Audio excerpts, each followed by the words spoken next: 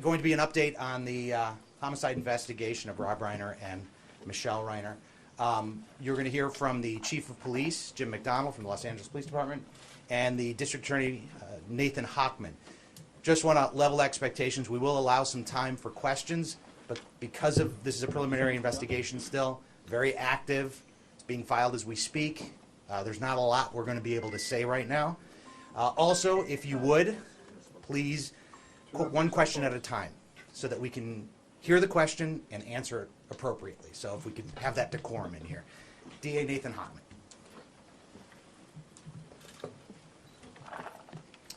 My name is Nathan Hochman. I'm the District Attorney of Los Angeles County. Today I'm here to announce that our office will be filing charges against Nick Reiner, who is accused of killing his parents, actor-director Rob Reiner, and photographer-producer Michele Reiner. These charges will be 2 counts of first-degree murder with a special circumstance of multiple murders. He also faces a special allegation that he personally used a dangerous and deadly weapon, that being a knife. These charges carry a maximum sentence of life in prison without the possibility of parole or the death penalty.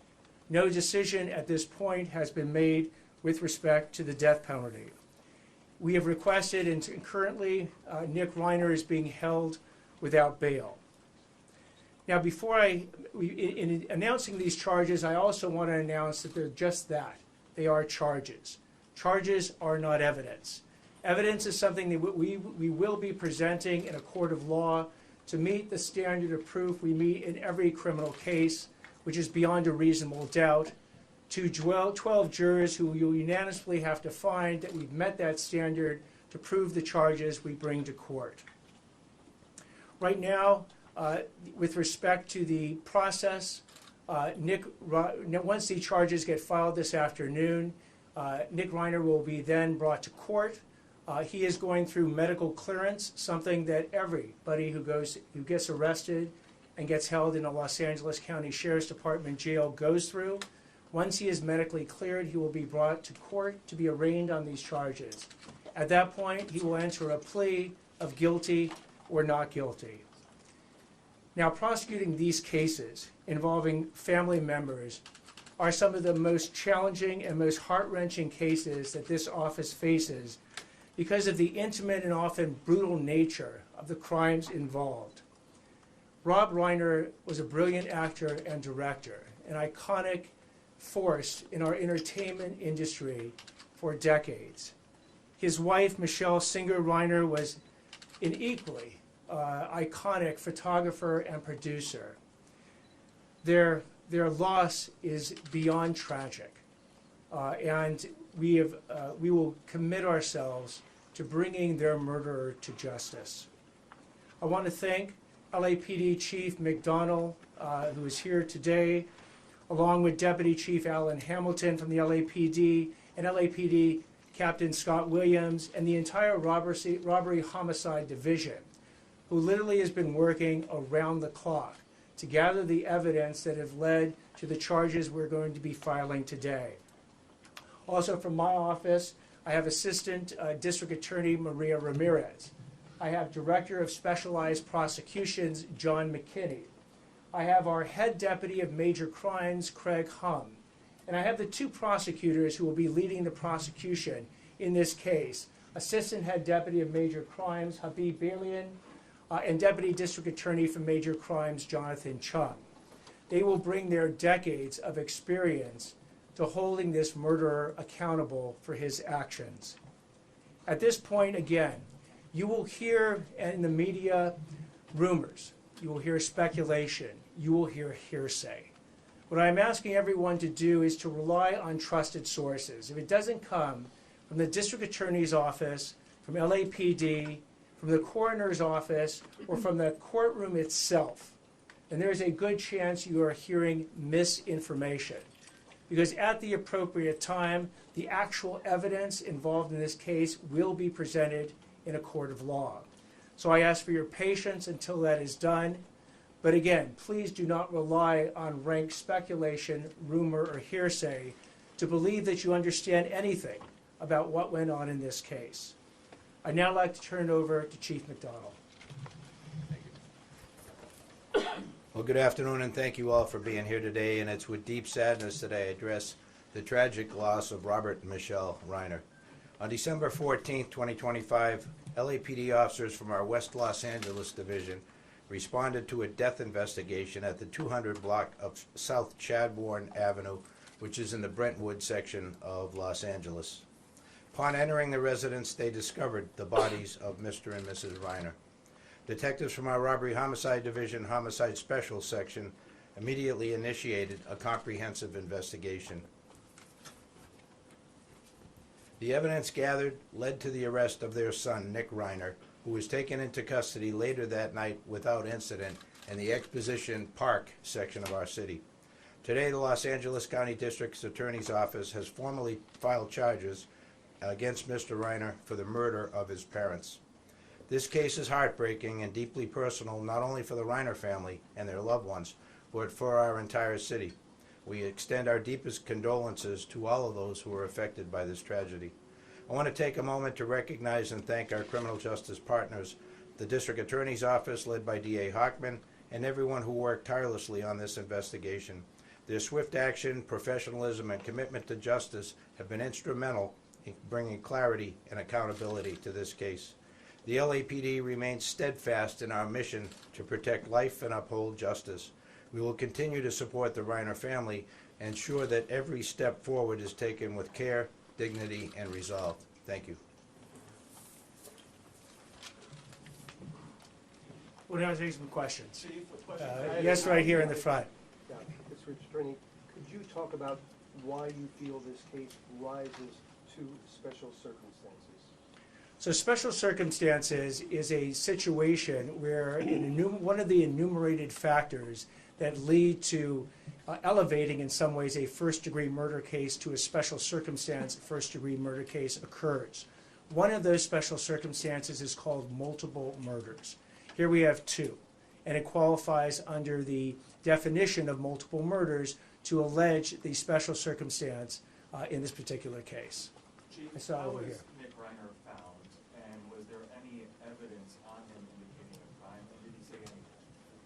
Yeah, he was found with good, solid police work, investigative tools used by Robbery Homicide and Gang and Narcotic Division detectives with the U.S. Marshal Service Task Force involved as well.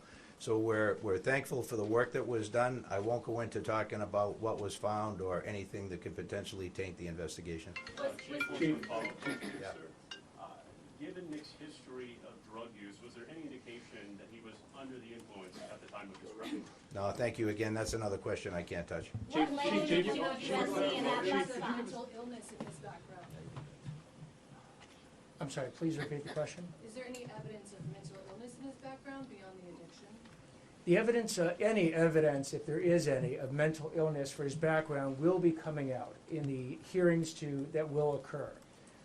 We anticipate, again, after the arraignment, the process will go through the normal process a case like this goes through. At the appropriate time, if there is evidence of mental illness, it will be presented in court and in whatever detail the defense seeks to do that. Mr. Hochman. Yes, right here. Are you anticipating any kind of significant delay in bringing this case to trial on the basis perhaps that Dick may have to undergo significant psychological evaluation, which would also give your people what they need in the way of background as to what might describe why his actions happened the way they did? We don't anticipate any significant delay more than is involved in a first-degree murder case with special circumstances. These are some of the most serious charges that a DA's office can bring against anyone. And we anticipate that the discovery that we will produce to the defense will be robust. It will be very involved. They'll want adequate time to review it. They'll want to go through every single factor that they can ascertain in the defense of Mr. Nick Reiner. So again, this will proceed along the tracks that many of the first-degree murder cases proceed. Do I anticipate it being particularly fast? No. I anticipate it being very thorough. Yes, right here. Cause of death and time of death. Can you share any information about that? We are not at this time. Mr. Hochman. Mr. Hochman. Yes, right here. Did other members of the Reiner family help with your investigation so far, and did they provide any information or assistance which led to Nick being arrested? I'm going to defer to the chief on this. I am Deputy Chief Alan Hamilton, Chief of Detectives. We don't have any specific information we're going to release at this time regarding the family's information they provided.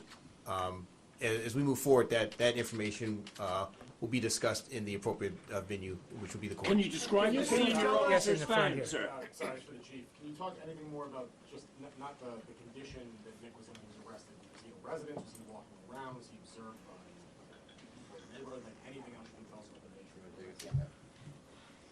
So specifically, he was arrested in a public area, in the Exposition Park area near the University of Southern California campus.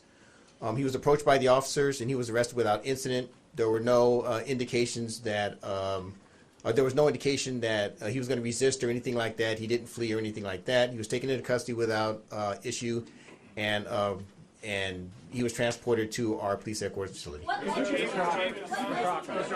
Take a question back there, yes. Was there a murder weapon found? He has been alleged, one of these special allegations is that the murder was committed with a deadly weapon or a knife.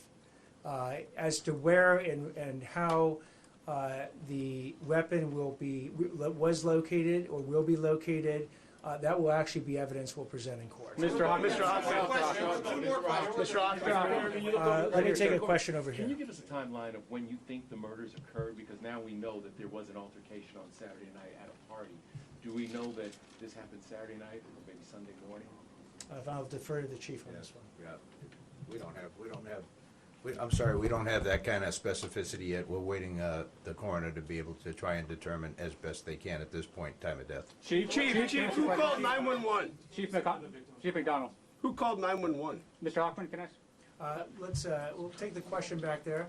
Yes, can you tell us who called 911? Chief. We get a radio bill from fire department. Okay, so in terms of how the Los Angeles Police Department became aware, it was a request from the Los Angeles Fire Department, who responded to the scene first.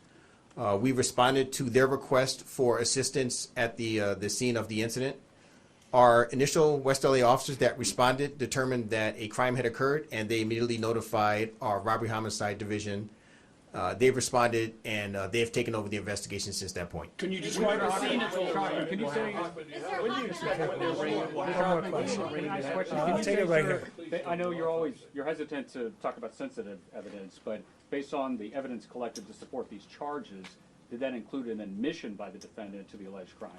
So any statements made by the defendant at any point in time would be the type of evidence we will be presenting in court. I'll take one last question right here. Sorry, I have a question. Hold on one second. I just identified this gentleman. Oh, I thought you were pointing at me. Sorry.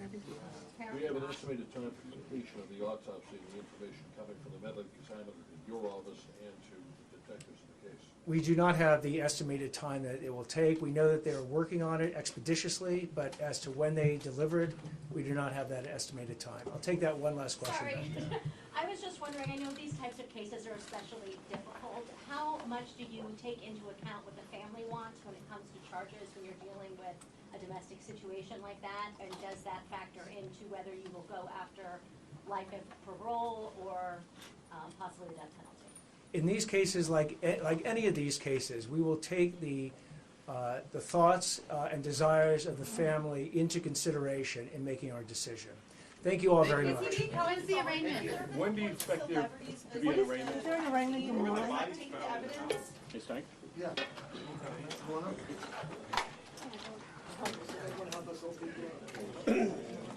I'm still in there.